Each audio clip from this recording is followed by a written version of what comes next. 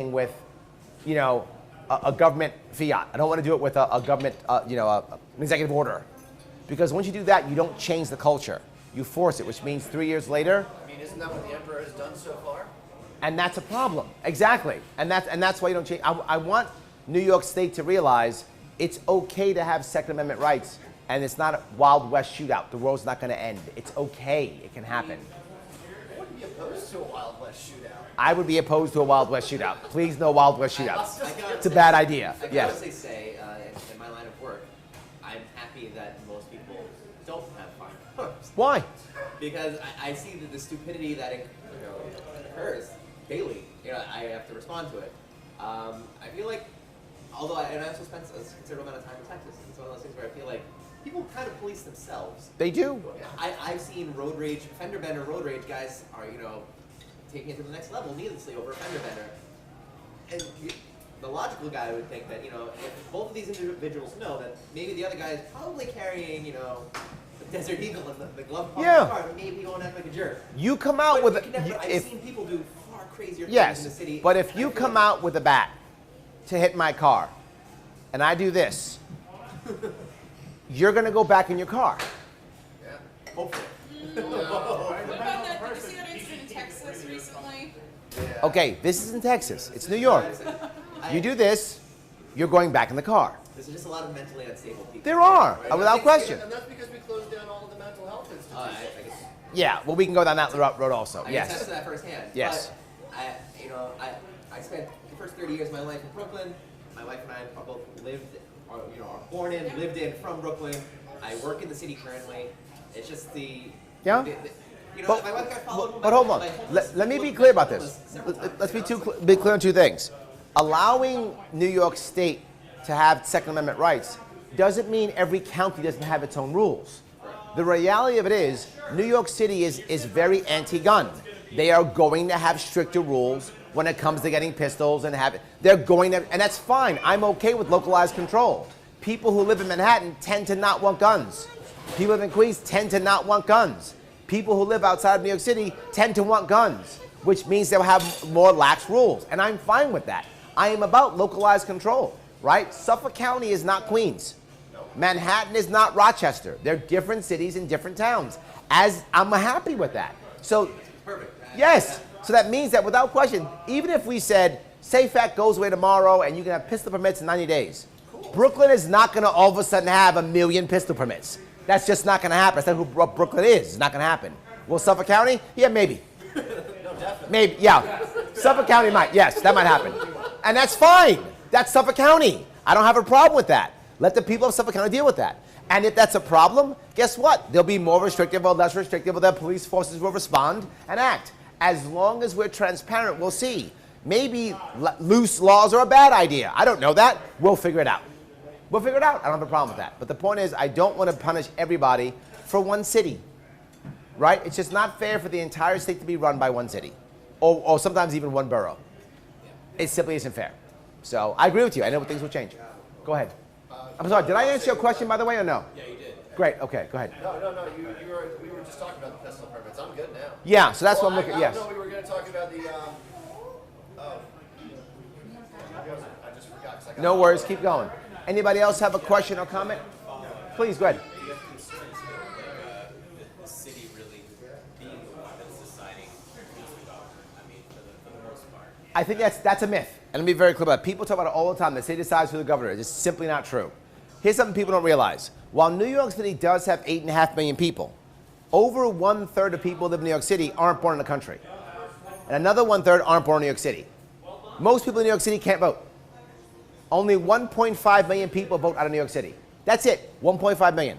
Out of anywhere from 3.5 to 5 million voters. So it's not even half. Even on our lowest, it's not even half. That is a myth used by people to make the people upstate and outside New York City to not vote, to think they have no choice, to think they have no voice. That's why 70% of New Yorkers don't vote.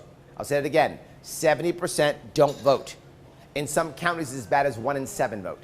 That's how bad it is. They've given up. It's learned helplessness. They don't want to vote anymore. Simply not true. 1.5 million. If 5 million people vote, like in the presidential elections, 5 million or more will vote, that's less than a third. It's less than a third. In a bad election where it's like 3.5 million vote, that's still less than half. So New York State does not control this, does not do that at all. That is a myth. That scares people. The reality of it is New York State tends to vote blue.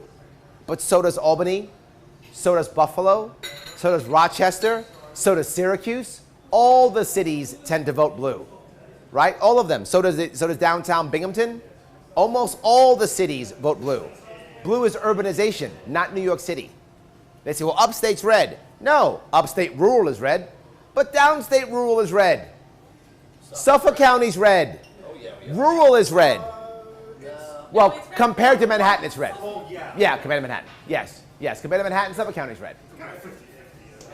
Yes. Suffolk County, it has this like populist feel and a lot of Trump voters, but they end up voting for a lot of Democrats. Oh, yeah. Yes. There are Republicans who do end up running, but they are usually garbage. They're usually The problem with, and this is a national issue, but I'll talk about New York State specifically. The two-party system is what's breaking this. You're right. Look at New York State and then compare it to Oklahoma as an example, right? Oklahoma is a very deep red state. This is your favorite state. I'm sorry? Is Oklahoma your favorite state? No, I've just been there a couple times, so I know it. That's why I've just been a couple times, only because I know it. It's a deep red state. So what does that mean? It means that the Republican Party always comes in first in statewide elections, right? Locally, still Oklahoma City still's blue, right? The actual city, Tulsa, many parts of those are actually still blue, but outside's totally red, right? So what happens? The Republican Party comes in first, the Democrat Party comes in second every single time in statewide elections. So what kind of politicians do you get who run Democrat in Oklahoma? Placeholders, sacrificial lambs. What do you get in New York State? The reverse. Republicans, what do you get? Placeholders, sacrificial lambs. That's what you get, right? Because L's blue and then it comes in red. It's just reversed. It isn't that the Republican Party itself is so broken, the Democratic Party itself is so broken, it's by the state. You do sometimes find local candidates in areas in both parties that are very good. Does happen. But as a general rule, statewide, who cares, right? If I know that the red team's always going to win or the blue team's always going to win, I wind up putting up bad candidates. This is the extra value people don't get of having a third party. The Libertarian Party will actually make better Republicans and better Democrats because now they'll have to fight for them. Now there'll be a chance for success, right? If all of a sudden, if you're in a deep blue area, a Libertarian does well, Republicans will go, whoa, wait a minute, I got a shot at this. You'll have better Republicans. Not just that, Democrats will have to work for it. I've been to a lot of state fairs, right? Many of them are very red districts. You go to a red area, state fair, and I go there and what do I see? I see the Republican booth. It's empty. Literally empty. There are some signs there. Nobody's there. Why? Why bother? You're going to vote for us anyway. Who cares? I don't have to waste my time here. They don't even bother. They're alienating young voters at that point. That is exactly correct. And that happens all the time. And that's why the youth leave this state. You've hit it perfectly. Yes. Yeah. And that's why they're leaving this state. Like there's no tomorrow. A good percentage of people in my peer group have left this state already. That's correct. People that I know have gone. My family just bought a business in South Carolina. We're Yes. buying 2 more in Virginia because it is improbable to open up new ones here in New York. That's right. Yes. Problem. We are completely anti-business. And people have asked me, they say, Larry, if you had to focus on just one thing, you only had one thing to focus on, and that would be focusing on small business and entrepreneurs. Because if you focus on small business and entrepreneurs, that brings more youth back to the state, that leaves families in the state, and when entrepreneurs are rock and rolling, they create more businesses, they care about the local communities, they start doing things like making people vote, they run better candidates. You have a good middle class, entrepreneur class, small business class, everything gets better.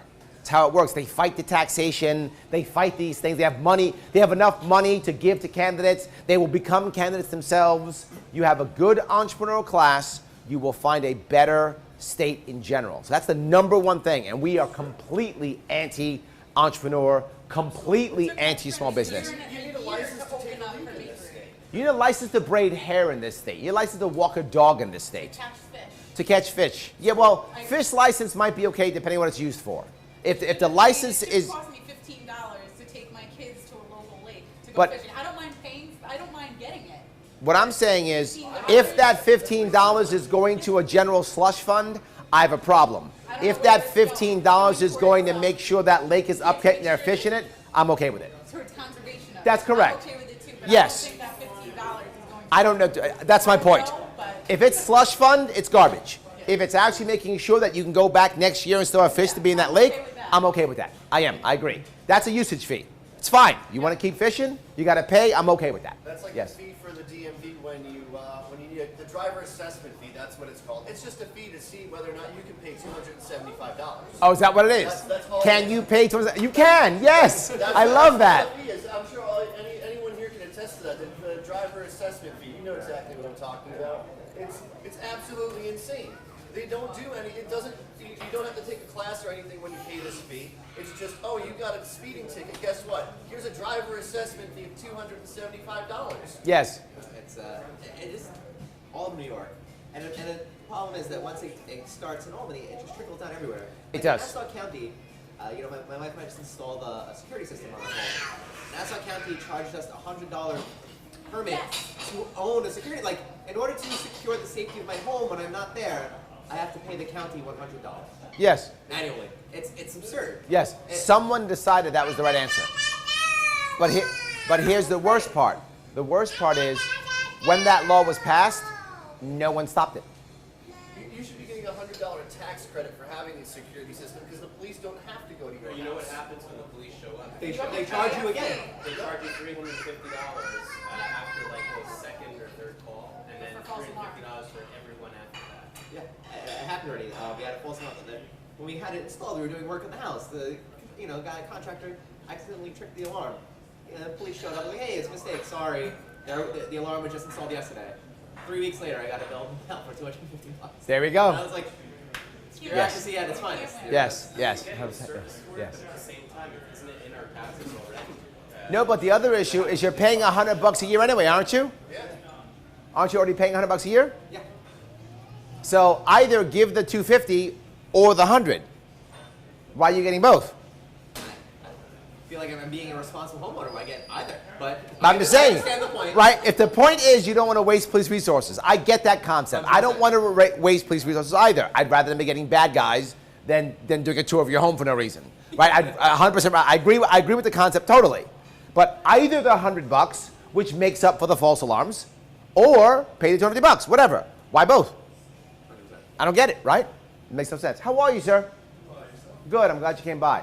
So, any other questions or comments? I have another question about Please. the SAFE Act. So Yes. what do you say? I see a lot of people say, oh, well, the governor can't repeal the SAFE Act. Yes. How is he going to make us safe if they're repealing the SAFE Act? So what would you say to people that Wait a say minute. that? You gave me two separate things. Okay.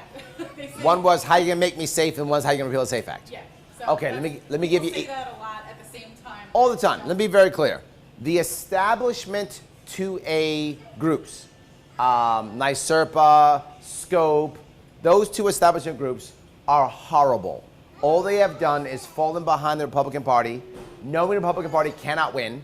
The Republican Party doesn't even care about the Second Amendment in any way, shape, or form. How do I know that? Have you seen the lieutenant governor candidate for the Republican Party? She literally said on tape, and I'm not making this up, I don't feel comfortable with my son having a firearm. What? Yes. I didn't make this up. It's on tape. It's absolutely on tape. Her words. I was at the event. Zach knows because Zach taped it. He literally taped it. She said that. She said, yes, I was against the SAFE Act. Yes. She's actually said she's for common sense gun control. She said the SAFE Act doesn't go far enough. What? Yes, this is the lieutenant governor. Now, the governor candidate says nothing on 2A. I'll support your 2A rights, and then goes off and talks about school safety. Dodges every time. Never says anything. I'm the only one who says I will get the SAFE Act repealed by 2020. I have never said I will repeal the SAFE Act. That is something people say because they're trying to attack me. It is a blatant lie. I said I will get it repealed by 2020. And I didn't say right away. I never said right away. I said by 2020. I will start my first term January 2019. By 2020, the SAFE Act will be repealed. I will not personally repeal it because the governor can't personally repeal. If it came, oh no, that's what you just said. You can't. I'm not gonna. I could executive order it if I wanted to, which is a really bad idea. I will not do that. People have asked me to. I won't. I'm not going to. Here's how I get it repealed. You ready for it? Do you want to hear it? Yep. Here's how you're gonna do it. Actually, 1 second. Here's how we get it repealed. Number one, I'm gonna begin pardoning those people who were convicted of SAFE Act violations within the first 90 days. I already get letters from people in prison and their parents who are in jail or in prison now because of SAFE Act violations. So I'll begin pardoning them. A governor can pardon. That's what governors can do. So I'll go through all the people who've been, and I'll begin pardoning them. Now, only for the SAFE Act violation. Some people are in jail only for SAFE Act. They should be out of jail. Some people are in prison because SAFE Act was tacked on top of something else bad they did. If they did the bad thing, they stay in jail for the bad thing. Right? Like if you robbed a bank, please don't rob banks. If you robbed a bank and they threw a SAFE Act violation on, you're going to stay in jail for robbing a bank. That's a bad idea. Don't do that. Stay in jail for that. But you'll pardon the SAFE Act violation. But yes, you're not going to get extra years because you had 11 rounds in your magazine versus 7. Right? You used a firearm to rob a bank. Go to jail for that. I don't care how many rounds were in your magazine. You don't get extra for that. There's already laws for people who do that. Stay in jail for that. But if you just were in for violations, just SAFE Act, you're out. You get your life back. Not just that. I will let all prosecutors know. If you start doing that, I'm just going to pardon them. So you probably don't want to do that anymore. Because if you do, it's going to happen. You're going to say, oh, I'm going to show Larry Sharpe, that governor, and I'm going to prosecute this guy for a SAFE Act violation. And I'm not going to find out till it's too late. But when it happens, someone's going to tell me, hey, they put Paul in jail for SAFE Act. I'm going to, what? When you start prosecuting him, I'm then going to pardon you. Now, what's going to happen? He's going to spend X $1,000s, prosecuting Paul, whatever it is, $4,000, whatever it is.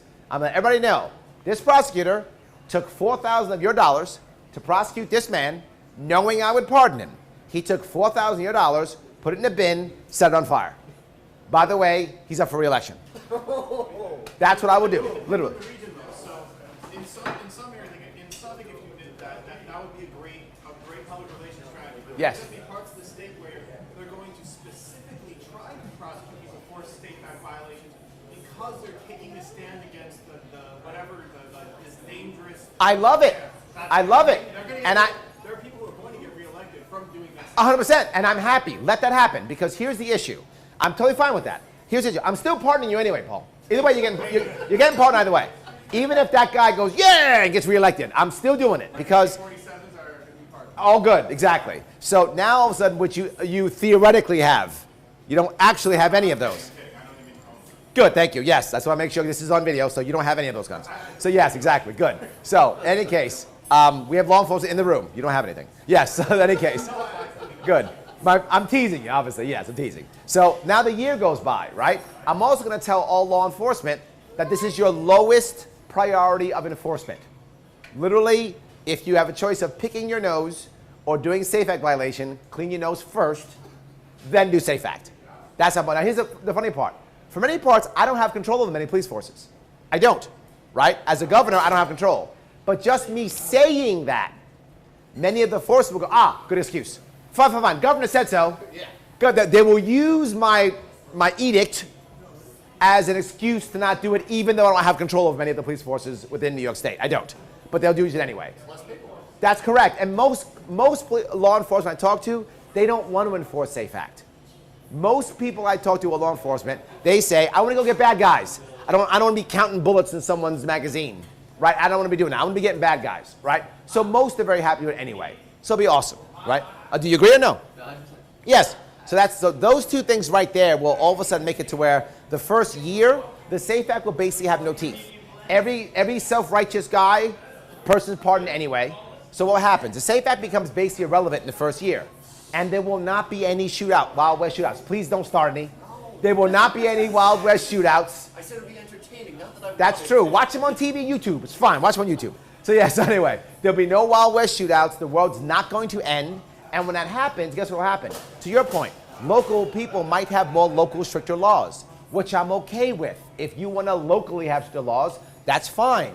Others will loosen their laws. That's fine too. Local is good. And then after that, now 2020 comes. For a year, SAFE Acts are basically worthless. If you guys help me out, as I've said before, I'm a Marine. I will jump in. I will break a hole in the system. I don't have a problem. You got to follow me through. If you follow me through the breach, and you're calling and saying, hey guy, why? Hey guy, why are you doing this? Hey state assembly, hey state senate, Governor Sharpe's made this useless. Why do we still have it? When I asked for repeal in 2020, and I've taken all the heat you talked about, there will be heat, I'll be taking all of it. Now I've basically shown the state assembly and the state senate, I take the heat, they will repeal it in 2020. That's how it gets repealed in 2020. Did I answer your question? Yes, you did. Great, go ahead, Mario, I'm sorry. You keep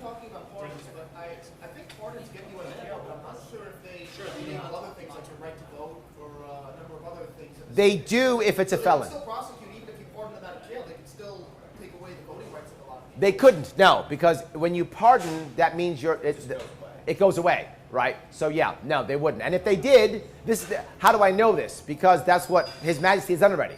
His Majesty pardoned 20,000 people so they could vote.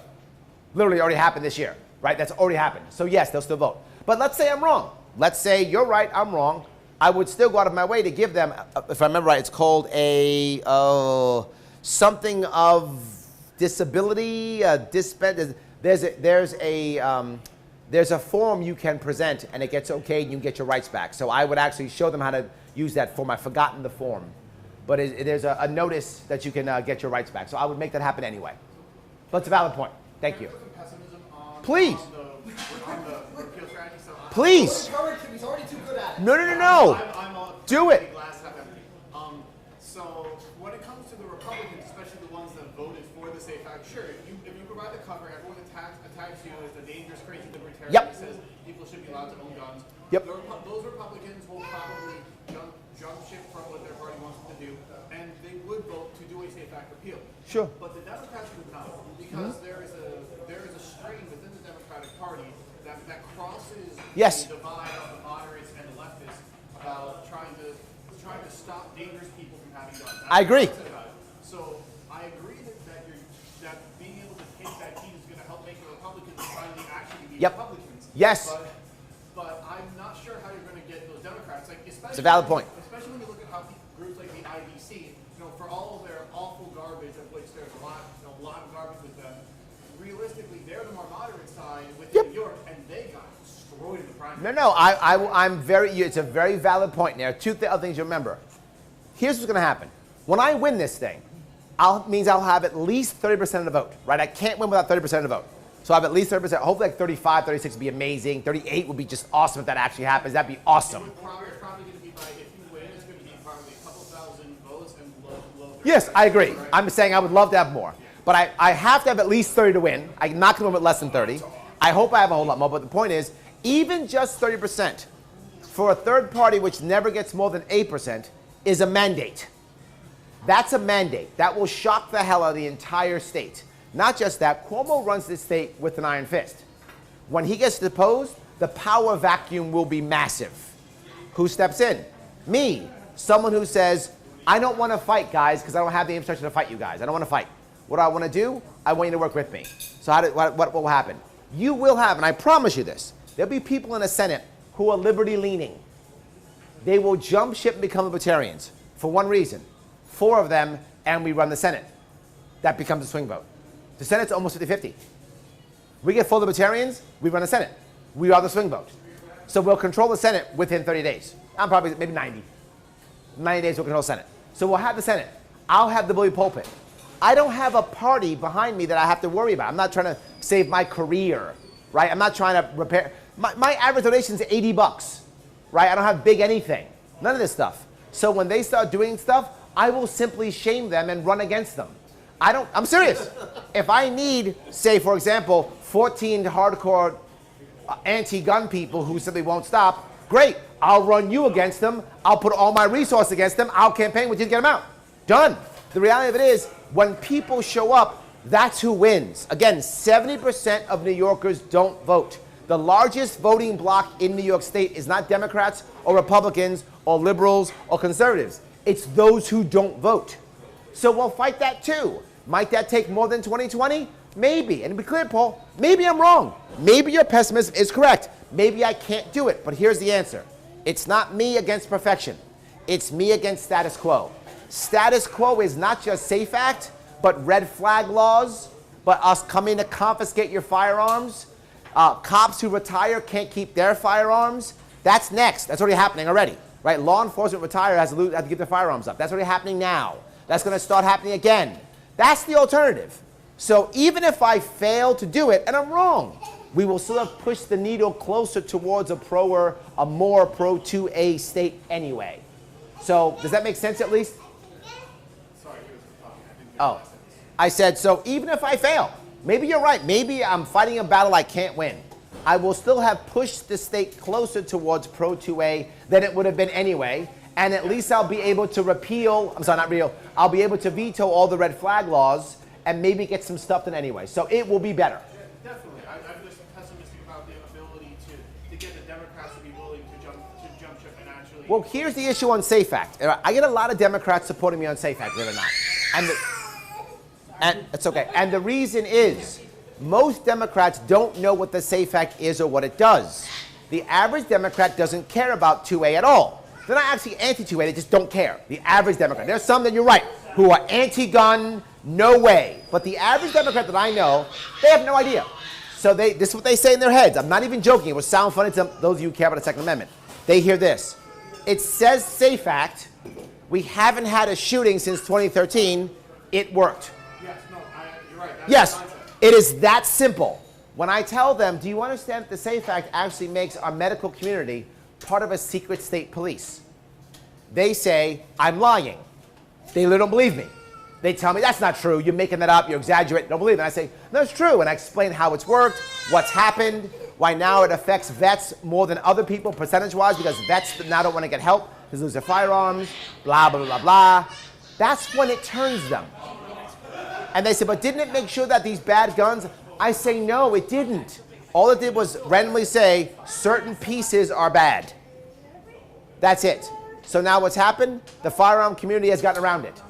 Now people got mad at me when I did a video about this. I didn't finish the video, but I was talking about how it hasn't actually made weapons any less or more deadly. It hasn't because people have gone around it, right? So it's a bump stock, right? You made automatic illegal, so we made bump stocks. So you get the same thing anyway. The thing is how with manufacturers, they're making firearms that are now SAFE Act compliant. They're just as deadly. So it hasn't changed anything anyway. It's happening all the time. You see it at gun shows all the time. They're making it anyway. And a black market. It makes it harder for law enforcement to do their job now. We're selling ammunition on a black market now. We never sold as much as bad. And people now are not talking about their firearms. They're not reporting. They're not saying anything. I know guys who I know have guns. I know they have guns. And I go, so what do you have? Nothing. What are you talking about? I don't have anything. I'm serious. They won't talk about their firearms in any way, shape, or form. They won't even talk about it. So we've created a black market within New York State. We made things worse. When I explain that to Democrats, they often go, wow, the SAFE Act's bad. Yeah, let's get rid of it. The SAFE Act's bad. When I often will have reporters go, well, we've had a SAFE Act and there's been no school shootings. Ha ha ha. And I say, great. Can you please show me how the SAFE Act in any way, shape, or form has actually done it? What provision of the SAFE Act has done that? They have no answer because they don't know it either. But even if it has, it doesn't justify trading liberty for security. In some people's eyes, it does, which is why when you're talking to Democrats, it does. Obviously, to a Democrat, that's not true. To a Democrat, it does justify it. And that's why I try to talk to them about it. That's not even working. My comments about the weapons not being safer, us being safer, is for Democrats. I don't have to tell Republicans this. They get it already. And I say for Democrats, Democrats think you're wrong. Democrats think, yes, we should try, of course. Police state is the best way of being. Police state, everyone's safe. They believe that. Are we okay? Yeah. Did I answer? Did I at least deal with your pessimism? Yeah, not to change the subject. Well, actually, Please, I don't care. Change it. I do mean to, just because everyone, for the most part here, seems to be within my peer group. And it's a more and more pressing issue for myself and people who are younger than I, my brothers, not particularly my brothers, but people who are in their age group. Opioid addiction. Yes, That's a huge problem. absolutely. It's absolutely running rampant, especially here in Suffolk. Yep. I've been to more funerals for friends than I have weddings. And that's ridiculous. I know. And it's a huge issue. How do you plan on... Yeah, I totally get it. There are several ways of fixing it. Way number one is regulating hemp and cannabis like onions. I say it all the time, and it's a critical piece. That's not the only thing. That is a piece. Why do I say that? Hemp and cannabis should regulate onions for many reasons. Farmers, new industry, craft grows, entrepreneurism, so many reasons to make it happen. It's amazing. But I'll cover just yours. If we legalize cannabis products like onions, meaning that a farmer could have a craft grow, a small farmer have a craft grow and create specialized products that are cannabis products, bakery goods, edibles, liquids, insert thing here. You will have people choosing cannabis products over opioids. How do I know that? They're doing it now, right? Every single time I go to a fair, particularly upstate, someone says something like this to me. Larry, I really hope that you legalize marijuana. And I say, why? Well, because I have to smoke it at night. I have chronic pain. I've got to smoke it at night so I can go to sleep. I do it all the time. A guy at one of my events recently was arrested because he smokes it at night to go to sleep, and he got arrested. It was caught in his car, right? It was caught in his car, and he had it in liquid form, so the cops couldn't let him slide. The cops often will let you slide. You know, cops often let you slide if it's just the buds, they'll let you slide, but it's liquid form, concentrated. Actually, the opposite. Is that true? There we go. There's no way to. It's a test. It's a field test that you can do for like CBD oil. No, for actual herb marijuana. Right. Leafy green substance. Yes. You put it in a liquid and you shake it, the color changes. You can Yes. see. No test exists right now. So right now, I could assume that what's in your vape or whatever is weed, but there's no way for me to read. Oh no, I think he said it. Oh, I mean, That was it. That's on Yeah, him. that's on him. Yes, That's on him. yes. Yeah, I think he said it. Yes. I mean, Yes. Unfortunately, he was being too honest. Yes. Yeah, but yes, I think he said it. But my point being, if you do that, then all those people who have chronic pain have an actual answer that is not an opioid. 80% of all of our addicts started from FDA-approved drug, usually for pain, prescription. If not theirs, someone else's. 80%. That's horrible. If we allow cannabis products, a big chunk of new addicts will not happen. That's number one. Not just that. What if you're poor? Well, guess what? Meth, that's because of poor people. That's because of the war on drugs. Meth happened because of the war on drugs. There had to be a way of getting a high it was inexpensive, and that's meth, right? We allow cannabis products, there'll be less people on meth. There'll be less people on all those things because cannabis will be cheaper. Why? I don't care if you have a home grow. If you're poor and you have chronic pain, grow your medicine in your backyard. I said onions.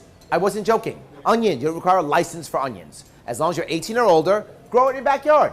What if you live upstate and you're on Social Security? You can't afford all these medicines. They're killing you. I have an idea. Grow in your backyard if you want to. I don't have a problem with that at all. Do it. I'm totally fine with that. I'm not worried about being righteous. Righteousness is very low on the list of priorities. Happy New Yorkers, very high on the list of priorities. So that's number one. But that's not enough. Also, we have to get rid of OASIS. OASIS is the actual organization in New York State that decides what's right and what's wrong for curing people's addiction.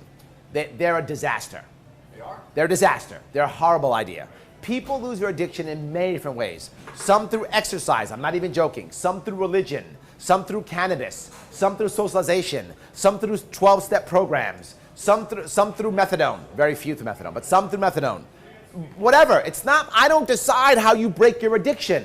You should break your addiction the way you want to. I don't know. Look, my mom was an addict. I don't know, and I've seen this on both sides. My father was a Christos at Rikers Island. My mom was an addict. She was a convicted felon out here on Long Island. So I've seen both sides of this. The reality is, I don't know when the person's going to want to stop. Is it the first I love you or the 400th I love you? I don't know which one it's going to be. But I'm going to give them all the I love yous they need and all the ways they can possibly get to fix themselves to give them a second chance at life, whatever that is, which will include cannabis products. Cannabis products also, they mitigate the withdrawal symptoms. So you can use a cannabis product to deal with withdrawal.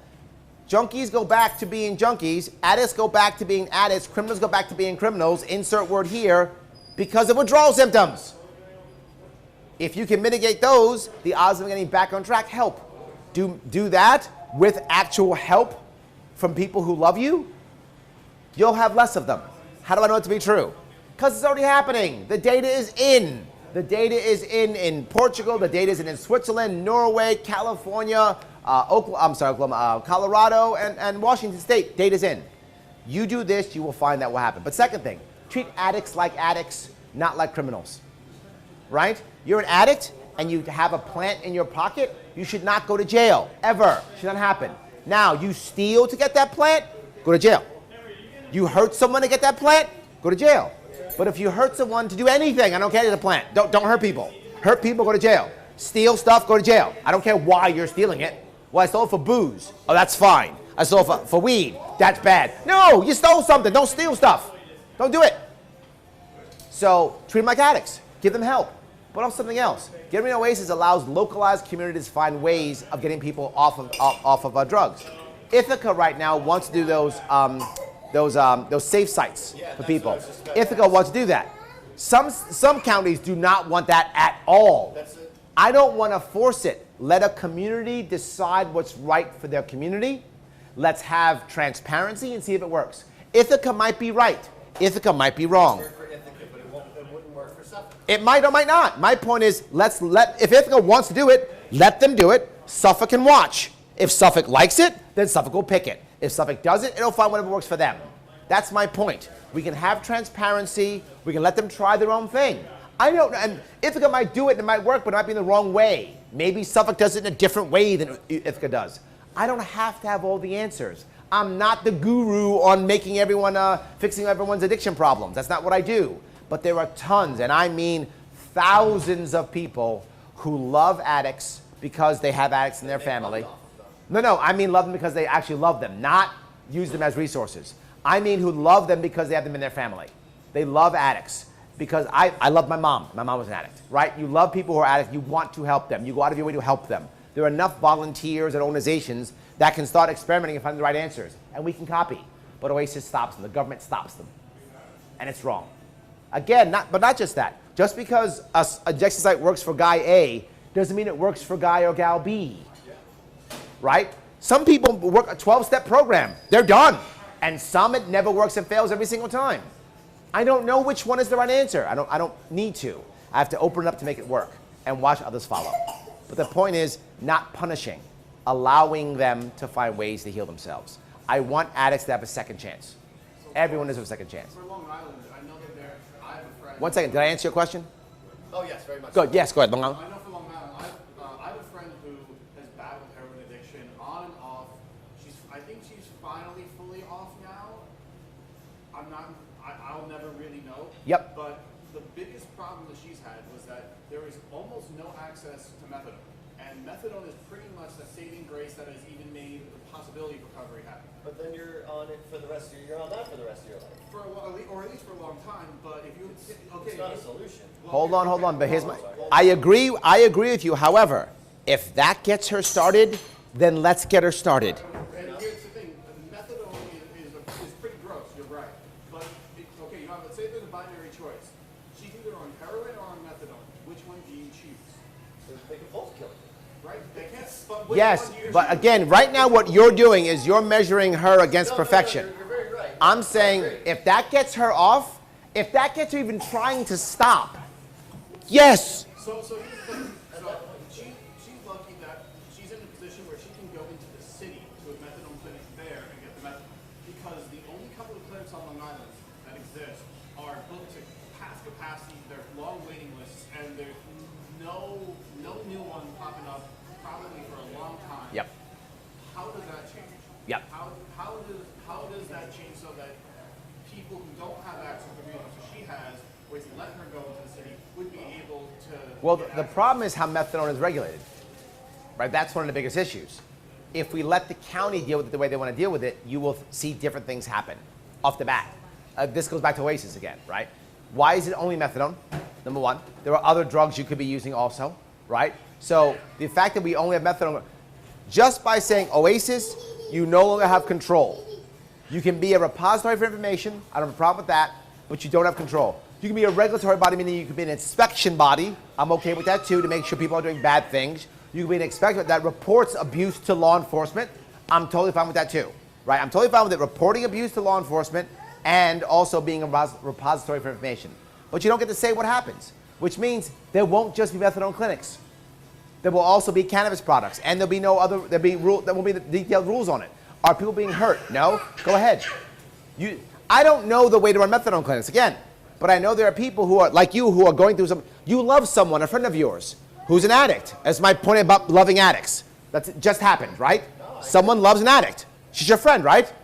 So there we go. He cares. He's asking me. He cares. So he's going to be the guy who goes and says, why don't we change this? Why are we doing this? And there'll be the other answer. But I'll add one more thing that we can do legally, right? One is just allowing it to work. That's option one. Supporting all those people who are nonprofits who do have an addict who they love in their life, who will make things better, because that's what people who love addicts do. They try to make things better for the people they love. But not just that. How about instead we add to it what I'm calling the charitable choice credit?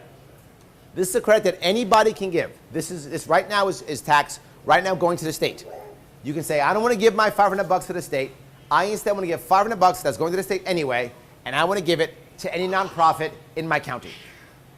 Any nonprofit in my county. That's what I'm going to do. So I can either give it to the state, and it's voluntary, or I can give it to a nonprofit in my state. That's my choice. If I choose to, now you decide. Paul's the guy. He's like, look, I know I can fix this. I got a better answer. I can't afford it. I'm going to go to the people, and I'm going to say, guys, can you guys all take your $500 credit you got next year? But it can't be any, it's going to be any nonprofit. Well, there'll be a list. Okay. There'll be a list, right? Because you don't just want people scamming. Exactly. Right? There'll be a list, of course. I'm sorry, Yes. I was pulling the pause. No, of course, yeah. Because Paul's going to be scamming. It's true, yes. Well, I'm going to pardon him already. He's already a bad guy. So, yes. This is the Paul show. Everybody got it? No. So, yes. So, he'll start it, and then we'll have a new way of doing it. If it's successful, guess what?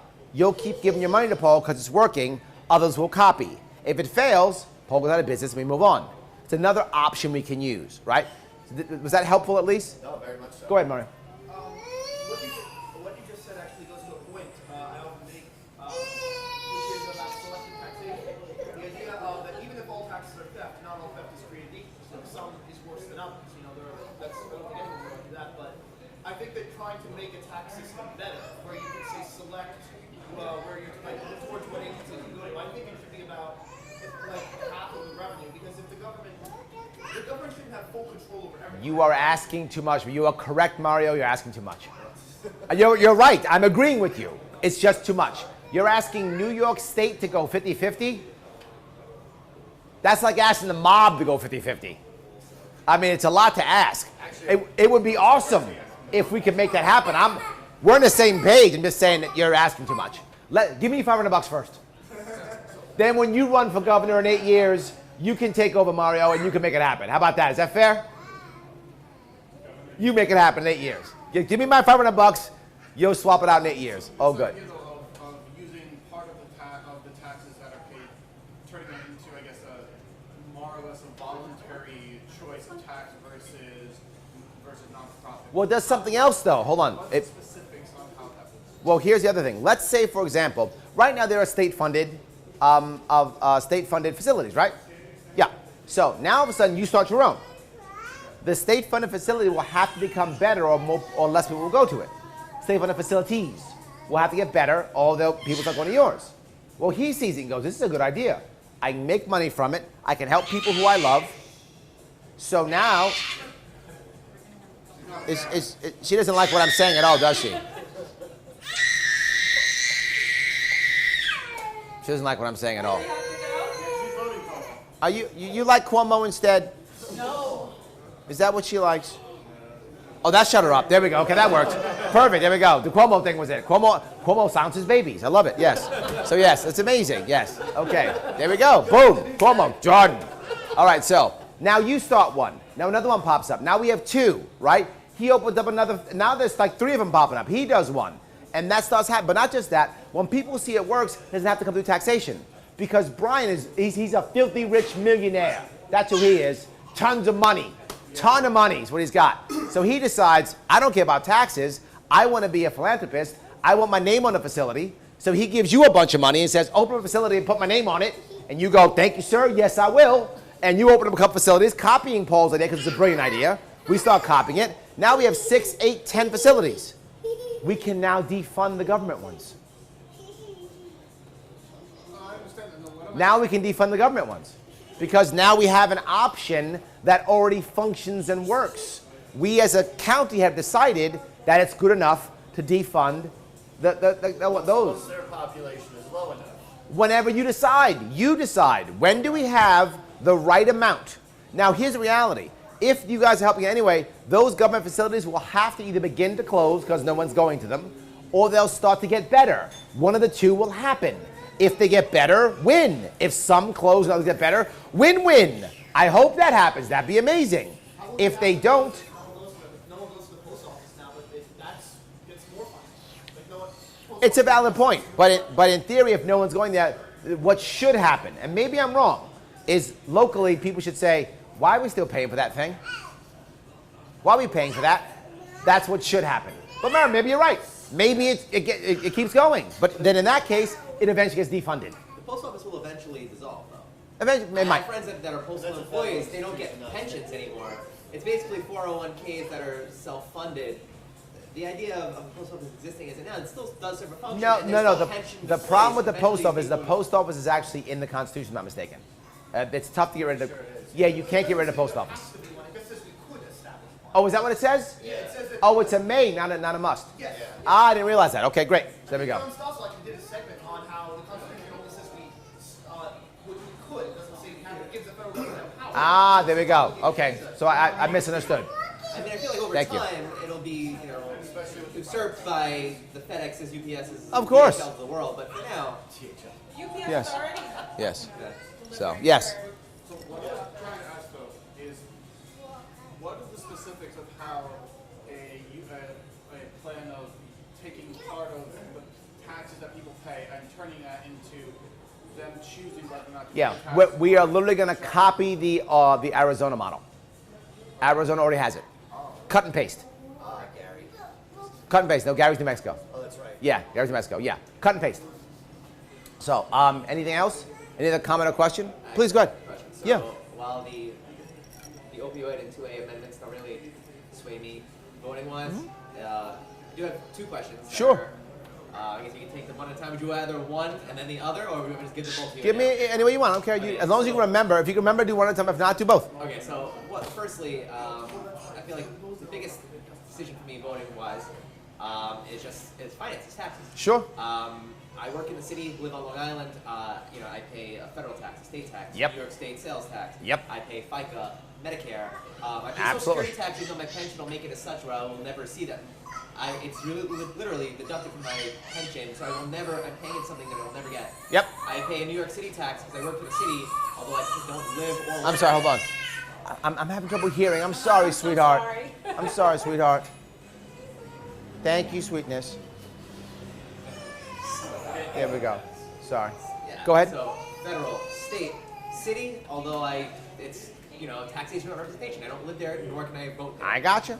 Sales tax. I'm with you. FICA, Taxes is one. Whatever. What's And the then- other? And then when I come to my house, I pay a property tax, Yep. pool tax. So etc. tax is one issue. So What's your that's What's your one. other So question? sort of like, how do you feel about what can we do to alleviate some of I that got for you. the average New Yorker? Yep. And then second, I was telling Pablo earlier, it's like while I do work in law enforcement, I'm not one of these people that is always like support the thin blue line, cops always right 100%, or the super liberal left side where it's like they're always wrong, cops Sure. are racist and Yep. misogynist, or some sort of ist. Sure. So what are your stance on? I'll touch both. Whereas, Perfect. like, you know how in New York City they're trying to take it to a progressive utopia where everyone is.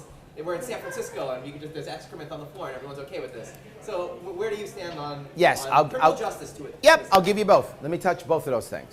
When it comes to, I'll do criminal justice first, the last one you mentioned. Criminal justice. You want to make less racial issues with cops in general in their communities, end the war on drugs. That's the answer. The war on drugs has been the most damage to brown and black and immigrant communities than anything else any cop's ever done. My father was in law enforcement. The average cop is no more racist than the average truck driver or school teacher or insert thing here, business owner. There's no extra racism in cops. They're as racist as anybody else is or isn't. There's no difference. But what happens is the system forces too many cops to pay for themselves by hunting in communities that can't fight back as well. And that's been a thing for literally 40 years.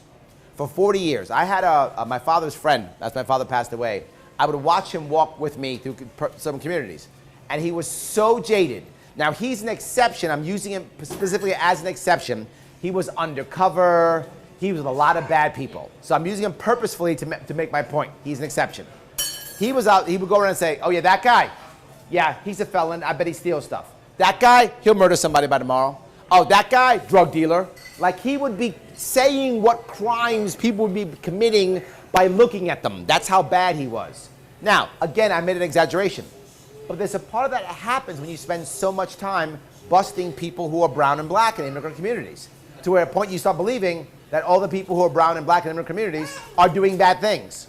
So the system winds up making you biased. And that bias then shows up when there's violence involved badly. Not just you have a system where it makes many cops, particularly with SAFE Acts includes in this, where cops have said, the system makes me decide, break my oath as a police officer, and feed my family. And you have too many cops who make the decision. right? Where they find themselves not actually protecting and serving, but enforcing laws they don't believe in.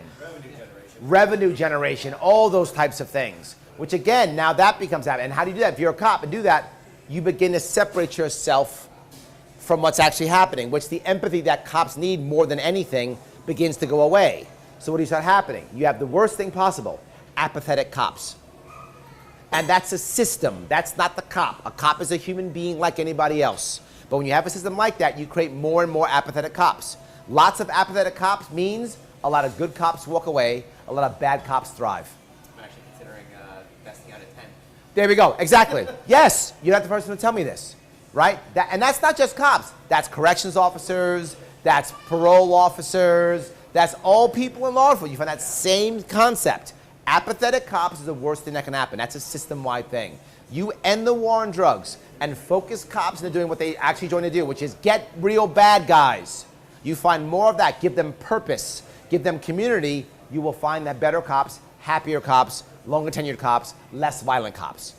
You do that, you find things happen. And the example I give is, what you said was perfect. You have two sides. And I'll bring up on top of this corrections officers. Thank you for coming, my friend. Thank you for your support. I really appreciate it. Thank you so much. Thank you. So on top of that, you find corrections officers are being treated so poorly right now. They haven't had a contract in 3 years. The average. New York State or New York City? New York State. New York State. They haven't had a contract in 3 years. Not just that, the average lifespan of a corrections officer, 58 years.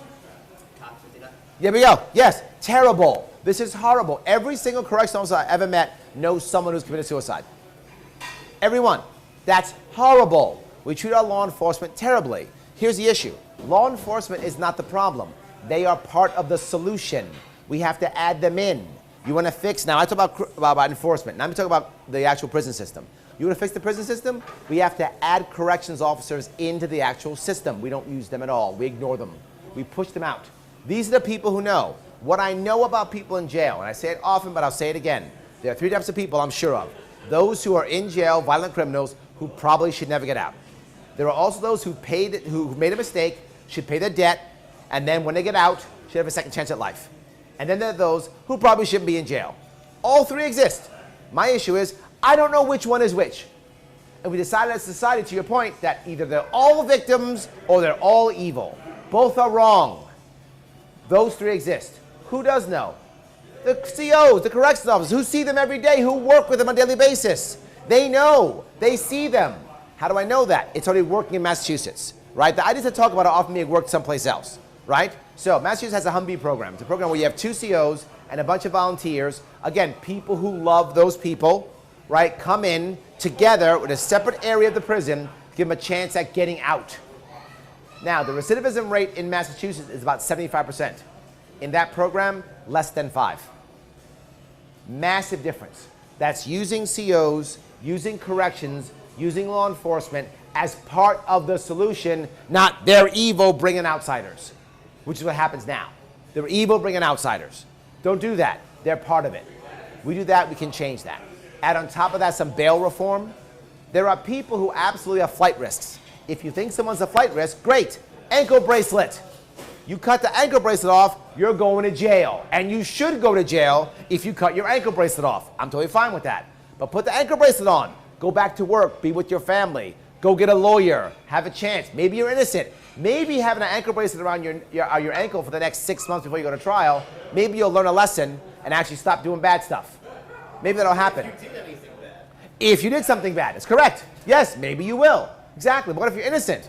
You're embarrassed for a while. It doesn't destroy your life like being in Rikers Island for 2 years, right? So do that. I don't have a problem with that at all, right? So I'm happy making things happen like that. Getting out. When you are done with your prison and with parole, when you're done with both, you should get all your rights back. To your point, Mario, you should get all your rights back. When you paid your debt, all your rights go back. You pay your debt. You don't get punished forever. You get punished until you're done. Did I answer your question at least on the law enforcement piece? Yes, sir. Awesome, good. Now, the other part, you mentioned taxes. Taxes are a huge problem, and there are so many ways to fix this. So this will be a relatively long answer, because you also listed a whole bunch of taxes. Yeah, I can do that again. No, it's okay. No, I didn't get this. Let me give you one. The core issue on taxation that hurts New York State as a whole is what's called unfunded mandates. Unfunded mandates means the state and or DC tells everybody what they have to pay for, and they don't give them any way to pay for it. So literally you find issues where a school district has a $2 million budget as an example, and they're fighting over $20,000. Everything else is mandated, what they must pay for. Or a county where its budget is $10 million and $8.5 million is already mandated they have to pay for. Have to. This is a problem. Now when that happens, people say, well, I can't pay for it anymore. What do I do?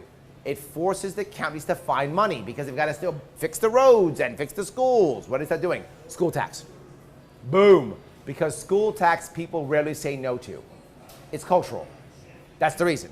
It's rare people say no to school tax. They just go, oh, it's school tax, therefore it must be real, and it often passes. They know that, so they say yes. One moment. Go ahead, please. I'm sorry. In regards to school tax, I don't think a lot of people, I don't have children yet. My wife and I, we don't have children yet. Yes. But we've looked at the school budget for our school district and just see the egregious spending. Yes. And the way money is mismanaged by people like I you're have. a PTA president. You're going you have to. no real world I got that. experience. I'm sorry. It's long. I got that too. You're right. You're right. But my point still stands. Most people still vote yes on school tax. 100%. I have friends that do that. All the time. Mindlessly, just Yes. Yes. It is very rare. It's social. It's cultural. And the legislators know that. That's why they raise school tax, because people just often blindly go school tax. Yes. And they don't look at the damage. They don't look at all the things you've looked at. No one looks at. You're the exception. Most people do not look at this at all. They go school tax by default are good, and they say yes to school tax. And that's why they constantly pass. Second thing they do property tax. Why? Property tax in New York State, there's a loophole here. You don't vote for property tax. You don't. Your legislators do. Now, theoretically, there's a 2% cap, but there's a rule here you get around it. If it's a crisis. So what happens? There's always a crisis. Exactly right. There's always one, right? Isn't there a crisis now? Of course there is. 9% raise, 10% raise. One person told me 17% raise in property tax. I can't believe that was true. But someone told me that. I don't doubt it here on the island. It's just horrible. There's a town that's going bankrupt right now, Long Beach. Oh, yeah. Long There we Beach, go. County, town is there. Yes, absolutely. So they start doing that because they don't have enough money, right? So that forces them. And the third thing they do is law enforcement as a profit center. That becomes the next thing, right? So now that speeding ticket used to cost you $20, now costs $200, right? Or there's a surcharge of $200, right? Yes. And the reason why they do that is they know people can't pay it. They know that, right? That's why they give you 3 years to pay off that one surcharge. Well, what they often do is instead you'll find what some jurisdictions do now is they don't even bring you to court. They just sell the debt. So they make sure you've heard it before, right? Yes, it's so high. They make the numbers so high that a debt collection agency will take it. So that's why it's a surcharge of X number of dollars. Some you see odd number of dollars, surcharge of $249 or something like that. That's to make it high enough so someone will take the debt and buy it from them. They get about 30 cents on a dollar.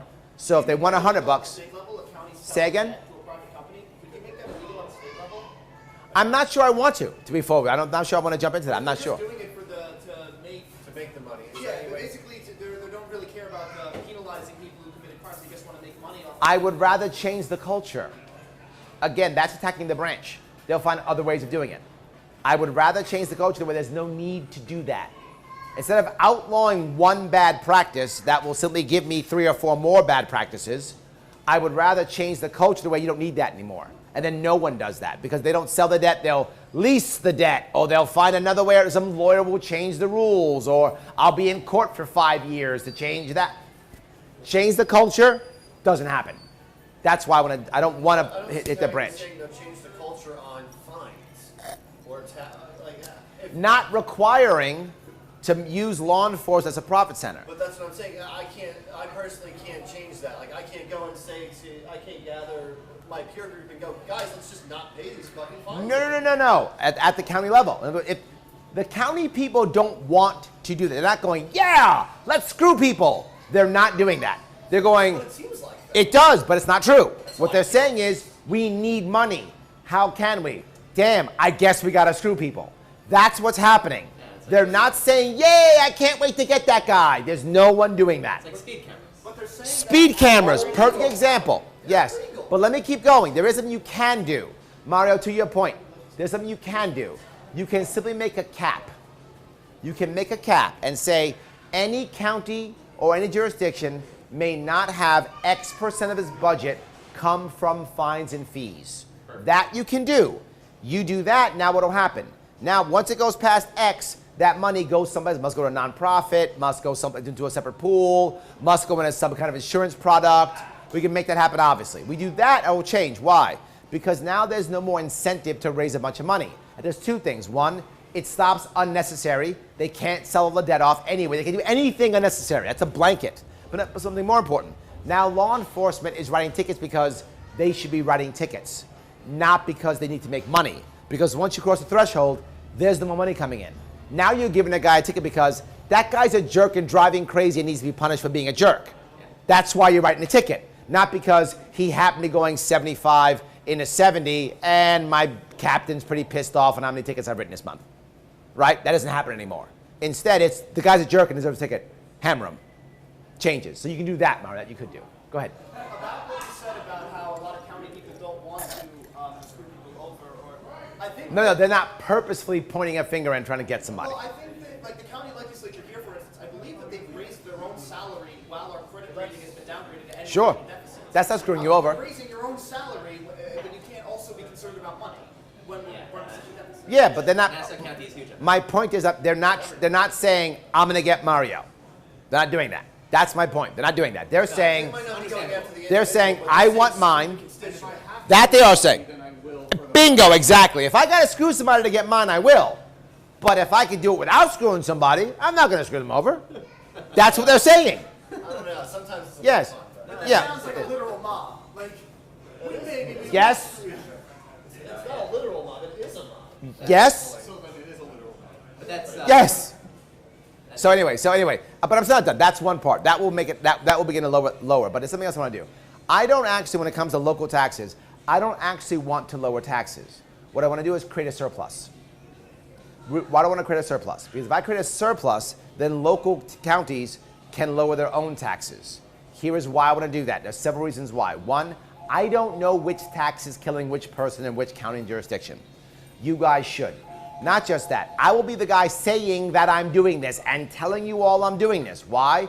So you can show up. Yes, because we're not doing it. We're not showing up. I want you to show up and go to your guy and go, Governor Sharpe has given us a surplus in the state. You better lower property taxes.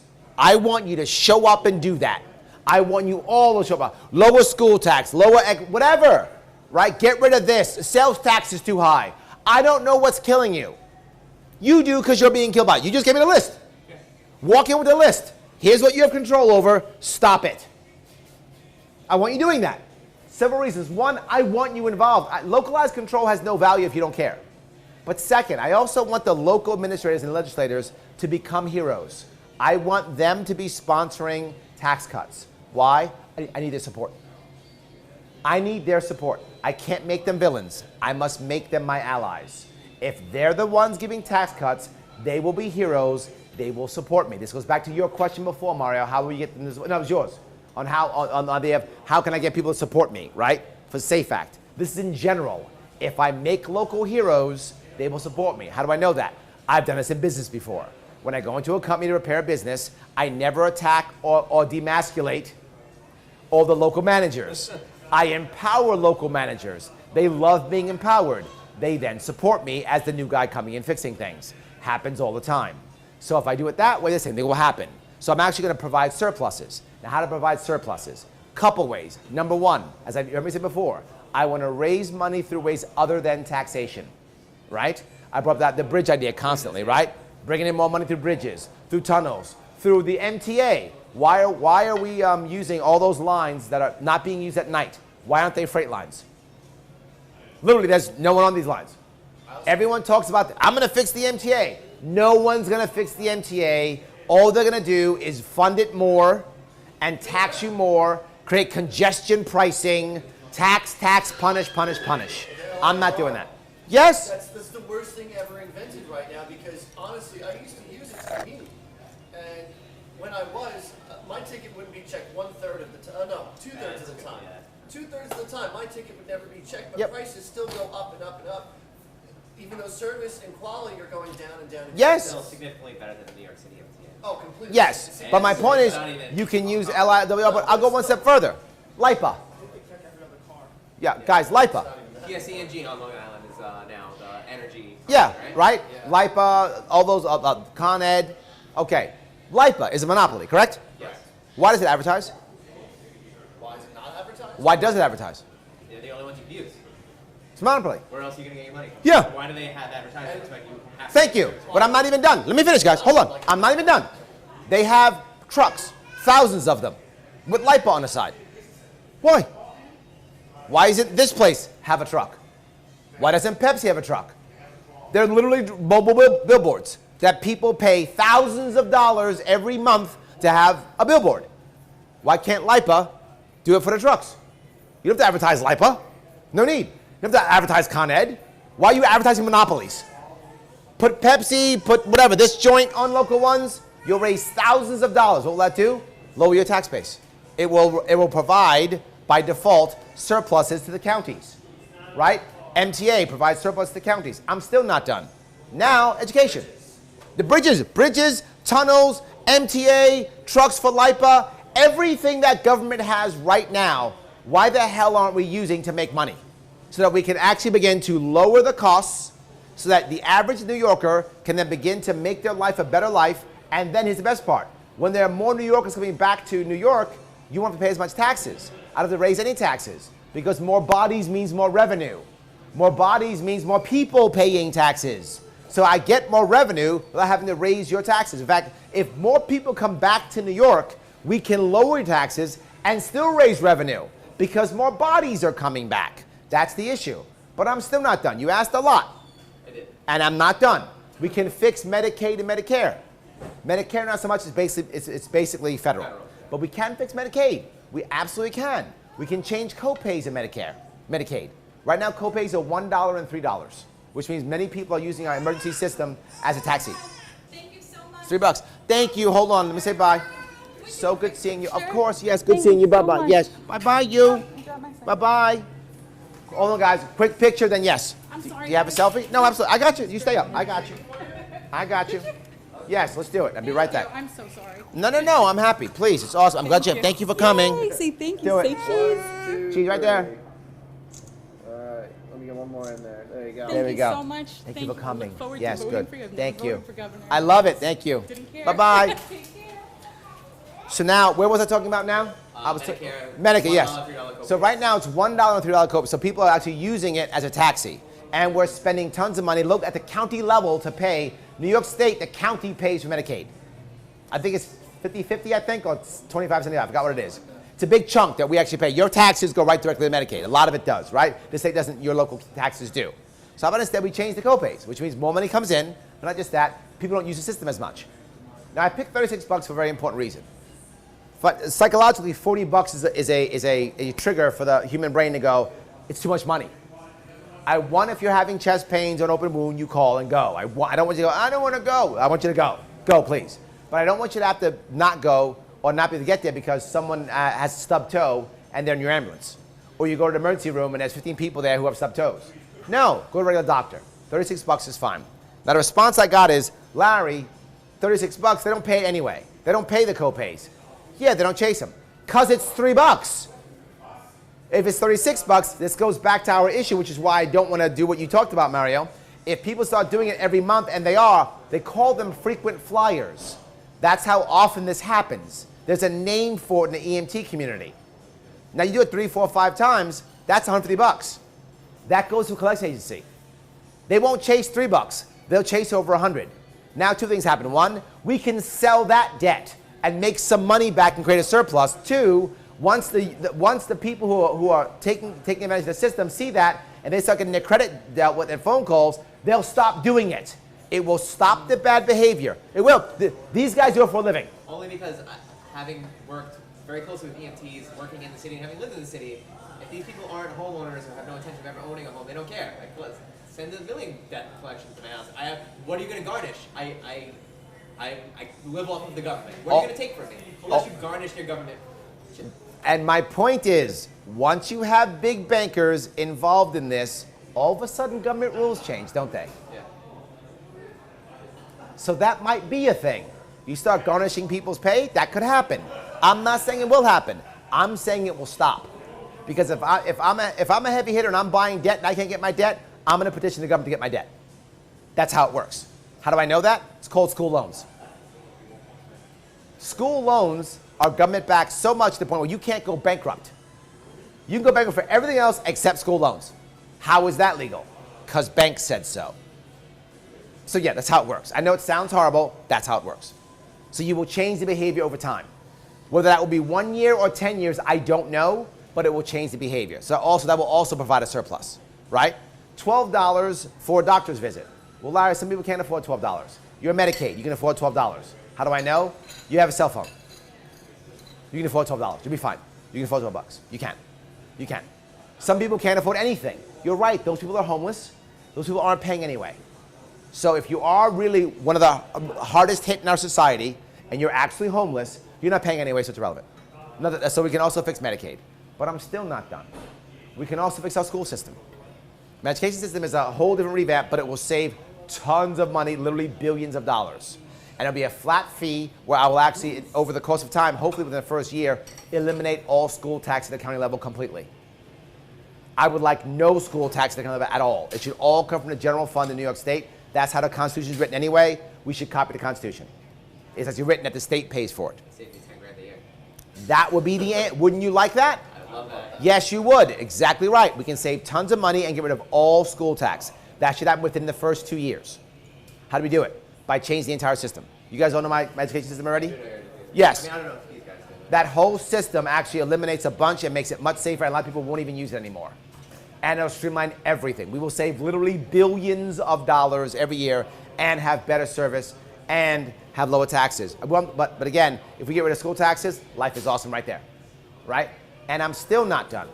In 4 years, I want to remove the income tax. In 4 years, remove the income tax.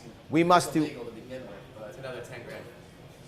Income tax is the goal. Income tax is a lot harder to do. It is much harder to do. And I may not be able to completely do it, but I can come pretty close. I think I can actually get it done in 4 years. That's a 4-year project. The other two are 2-year projects, a 1-year project. Getting rid of income tax is a 4-year project. Several things have to all come together. I have to raise a whole lot of money through other ways other than taxation, to include repairing the entire Erie Canal. Most of our infrastructure in interstate highways too have to become sponsored also. Could happen, I don't know how much. Almost all the bridges and tunnels downstate have to also get a bunch of money. Could happen, don't know, that's part of our plan. On top of that, we've got to make sure that we bring a bunch of people back to New York State who are paying. We've got to create new industries within New York State. We have to support cryptocurrency, we have to support hemp, cannabis, the vaping industry, all these new industries coming back into New York State. That has to happen. We do all that. Plus, the biggest chunk, we talk about the education and also property taxes, but also something else. I've got to get the pension bomb out of our budget. You're probably in our pension bomb.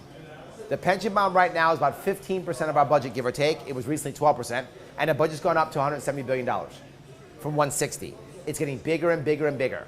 Pension bombs are crushing our cities and towns and states throughout our entire nation. Illinois is in trouble already. Dallas is in trouble already. Detroit went under already. I mean, just terribly bad, right? People say, Larry, doesn't matter. The pension's funded well. That's true. The actual fund is doing fine. The fund and the money that goes into the fund are two separate issues. The fund's doing fine. It is. It's heavily subsidized. It's totally fine. And most upstate pensions are very well funded. Some of the city ones are a disaster. Some are really bad. But Which the FDNY is that a bad one? Sanitation, because so many of the employees don't do full careers. That's correct. 3/4. Yes. Frivolous injuries. That's correct. Yes. So those are bad, and now New York City people are paying even more taxes for that. And actually way over. There we go. Yes. So but overall, they're actually relatively well funded, but it's because so much money is coming out of our budget to fund it. That's the reason why. And at one point, when this gets 40%, and we have a $200 billion budget, it's unsustainable. We're going to default. Now, some people say 8 years, some people say 10 years. I don't know what number that is, but here's what I know. If we default on those pensions, New York State becomes Somalia overnight. We can't lose those pensions. New York State is the most unionized state in the entire country. We cannot lose those pensions. We lose the pensions, overnight we become Somalia. I don't want that. We got to fix it, which means I have to spend the next 4 years negotiating all of those contracts.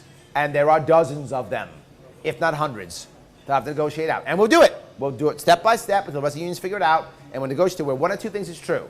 Most of those will have to go into some type of 401k or 403b situation with other provisions, because the problem is many of the people who are getting pensions now aren't paying in anymore.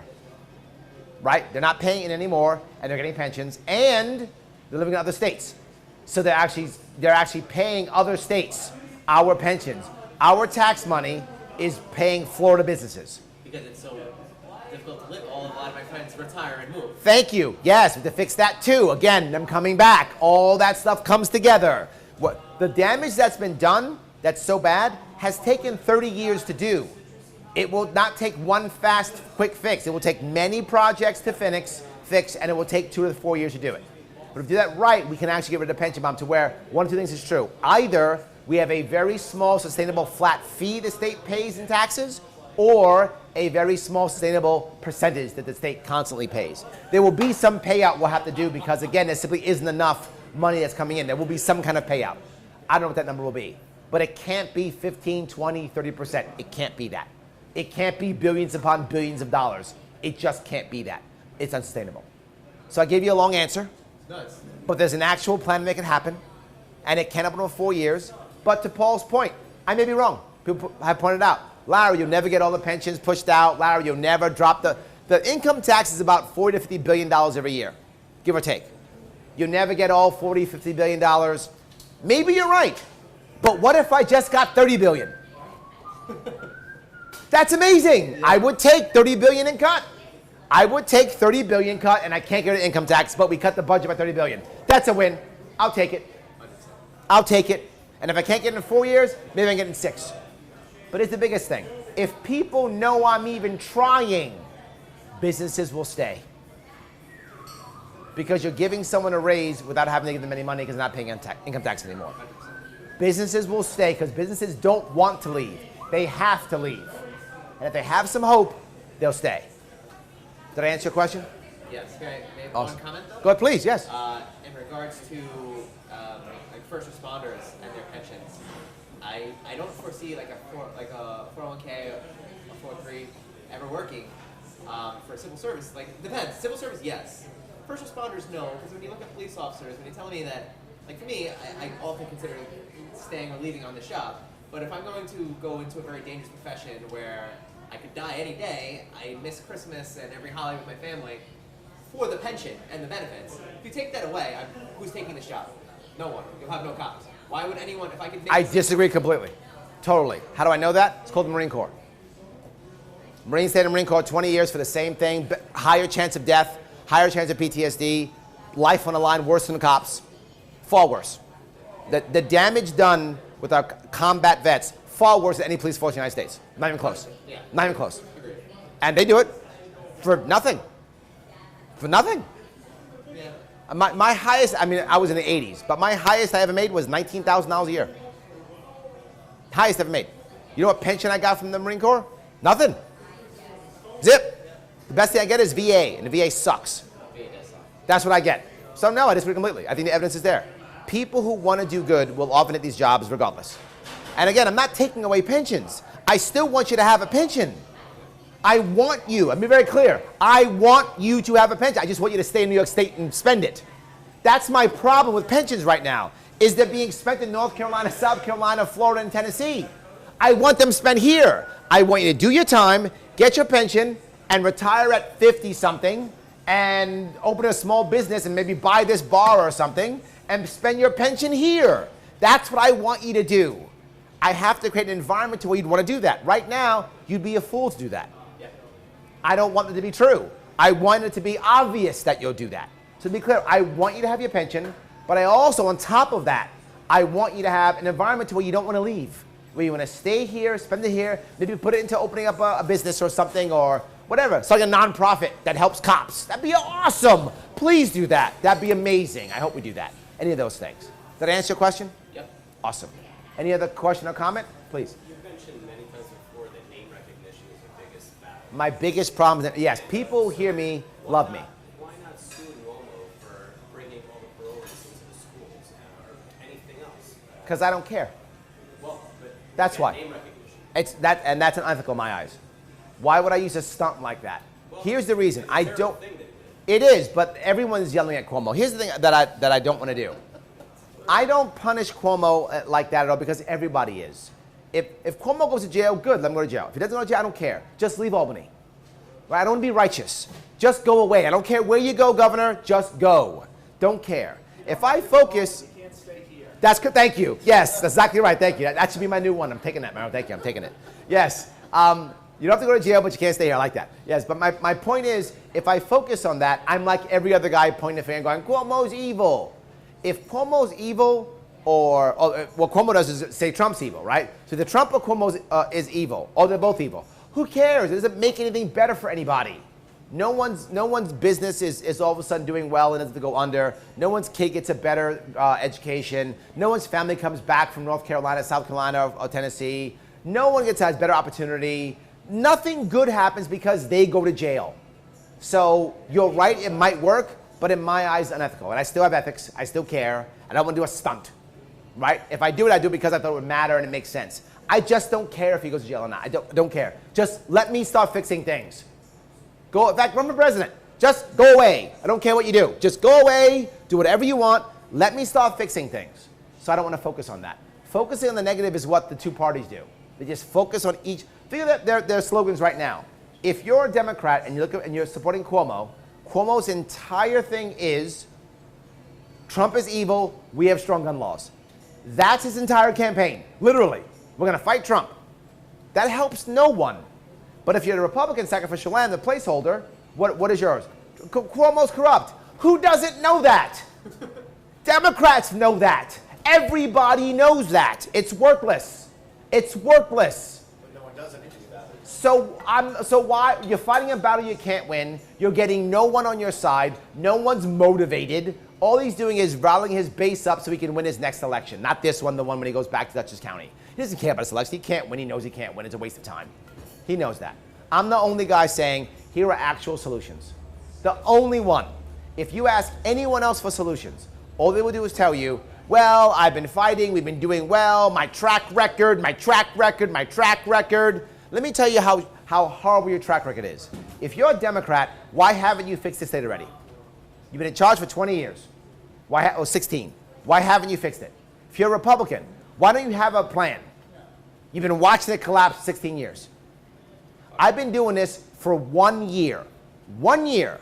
I have a plan for almost everything and a movement. And I've been doing it for 1 year. They've been in charge for 16. Where the hell is your plan? Where the hell is your movement? Now I'm supposed to support you? To those Democrats out there, if you like Cuomo, vote for him. That's your man, awesome. If you don't like him, why would you even imagine voting for him? He's just crushing your state. If you're a Republican, why would you support a party that has done nothing for you in 16 years? You know what your track record is of Republicans and Democrats? Over 100,000 New Yorkers leaving this state. That's your track record. You suck. Period. You suck. No ifs, no ands, no buts. You have no way of fixing it, no answers. It's been being trashed for at least 16 years, if not more. At least. You've done nothing and you have no plan. My plan may be wrong, may be bad. Paul, you may be right. I may be pie in the sky. Maybe it's true. But damn it, I'm moving us in the right direction. I'll put us in the right direction. Let's start moving. And if I'm wrong, good. Paul, I'll put you in as part of my guys to look at and go, nope, nope, nope. And we'll fix it and shift it. And we'll find, you'll be the nope guy. Yes, you'll be the nope guy. Awesome. And you can help us make it right. All good. Don't care. As long as we start getting it moving in the right direction and fixing things. If we change the culture to repair, not fear, will change. All right, any other questions? Go ahead. So, you mentioned Mark before. So, no big contracts and a lot of the infrastructure projects are done in the state. Most of those projects end up going to very, very connected unions, which are more or less mob terrorism. I know people who have told me to my face that not only will they never support me, their family never will, all their friends never will, know they're afraid that they're not going to get their cushy special state contract. Yep. If you're elected. Yep. Obviously, those people are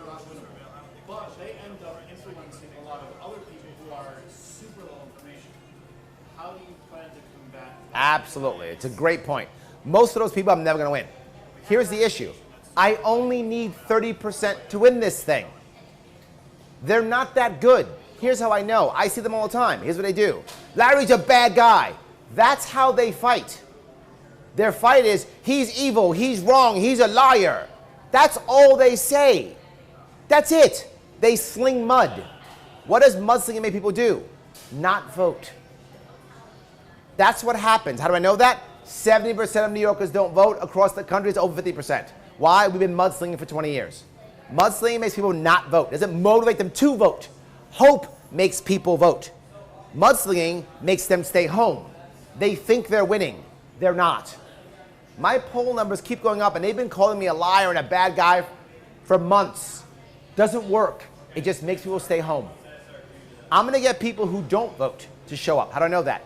Every single time every day, literally every day, coming to the page, either the Twitter page, Facebook page, that people say, I've never voted before, I'm voting for you. I'm a registered Republican, I'm voting for you. This woman just said, never voted before. She just told me, the woman just came today. She just said it, never voted before, voted for me. That's all the time. I have registered Democrats, registered Republicans to show up, people never voted, no one else gets that. All those people are going to do is they're going to get other Republicans or Democrats, depending on who they are, in their circle to go, Larry's evil. I'm not getting them anyway. They're either not voting for me or they're not voting at all. Fine. I have enough people who don't listen to them or don't care who will go anyway. And those people who are really broken, and there's lots of them, when they actually ask me a question and I give them an actual answer, all the time go, wow, you gave me an answer. I've never gotten one before. That person who shows up at the polling booth votes for me. The reality of it is I can't win on just unhappy Democrats, Republicans. That's not enough. Because if you get unhappy Democrats to go into a poll, half of them go back to Democrat. Half vote for me. Unhappy Republicans, half stay Republican, half vote for me. Because the Republican is there as an option for them. But someone who wasn't going to vote, they're only there for me. Their options me or stay home. They didn't stay home. They vote for me. So I have to get people who aren't going to vote or wouldn't vote. If I can't get that poll, I can't win. So your point's a valid one, but those people, I need them anyway. They weren't going to. Yes, and those people were going to vote. So those people are either Republicans or Democrats. Half of them I was going to lose anyway. If I can't get those who weren't going to vote, they're not influencing them at all. Those who weren't going to vote. If I can't get them, I can't win. So I must get them. So they're basically just feeding people who aren't going to vote for me anyway. Or they might turn some people off so much they won't even bother voting at all. And I said it happens all the time. They get so mad. They go, I didn't vote, doesn't matter, everybody's bad. They'll do that to where now Republicans bad, Democrats bad. Now third party's evil too. Everybody's evil. In which case, they don't show up. And the data shows that's the most common outcome. The most common outcome of everybody's evil is no one shows up. So it's an issue. I think we can fight it by finding people who usually don't vote. And the biggest chunk of that, by the way, is the youth.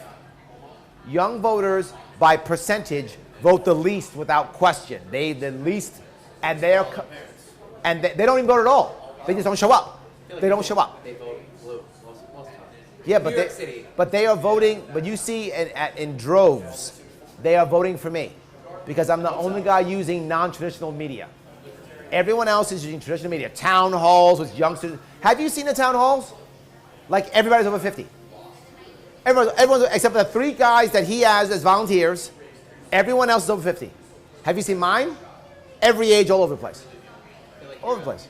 Your biggest battle is like partisanship. Because there's guys like, that I work with who, no matter what, will go into the booth and just R across the board. Yes. My wife's friends will just go, well, I hate Trump. D across the board. That's what Trump is counting on. And that's. Which is my point. I have to get people who wouldn't vote. I'm agreeing with both of you. If I don't get people who wouldn't vote, I'm not going to win. That's it. You're right.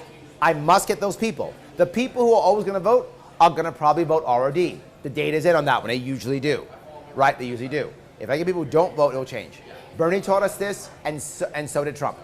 Right? There is an anti-establishment fervor in this nation. Fervor. I'm the only anti-establishment candidate. There's no, everyone else is literally a lifetime politician. So I am the anti-establishment candidate. That's why I have a shot. But again, I also only need 30%. 50% is probably unattainable. 30%, it's attainable. It's still climbing Mount Everest, but it's attainable. So yes, your point's a valid one, and that's why I'm trying to get around it, by using non-traditional media and getting people who wouldn't normally vote.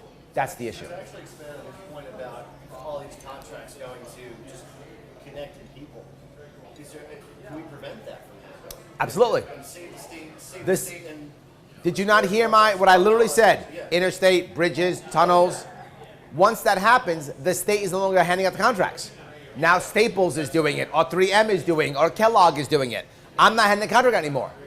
so that just completely Yes. Now, to be forward, I will have to probably have some type of provision within the contract that a certain percent of union workers are used.